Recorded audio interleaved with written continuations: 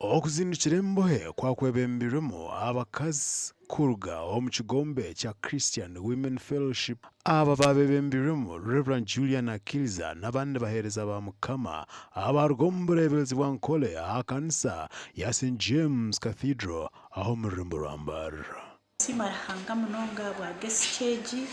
yakorwa abakazi abakristayo abwa St James Cathedral kandi bakwatanise na office ya Mothers Union and Family Life. Twijaha mu prisons abo kurambura abakazi batahi bitu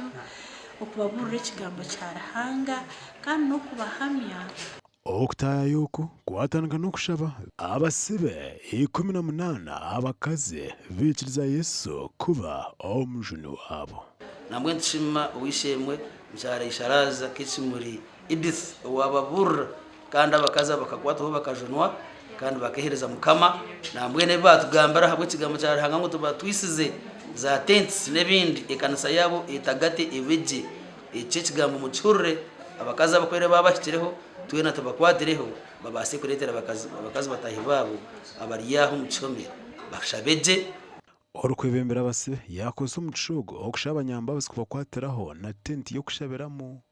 n'emikeka tugambira ekitengo cyabo bagira ngo twabantu turiyo tubarise kigambo cya Ruhanga nabangu nabagenzi bitubona barukwija tubine tenti yo kubasa kushitamamu bakatungo kuhumurizwa n'emikeka yo kushitamira mbwene kahati bantu batego mushana mazima batushaba nitwandushohora hero ko tubateka tekeho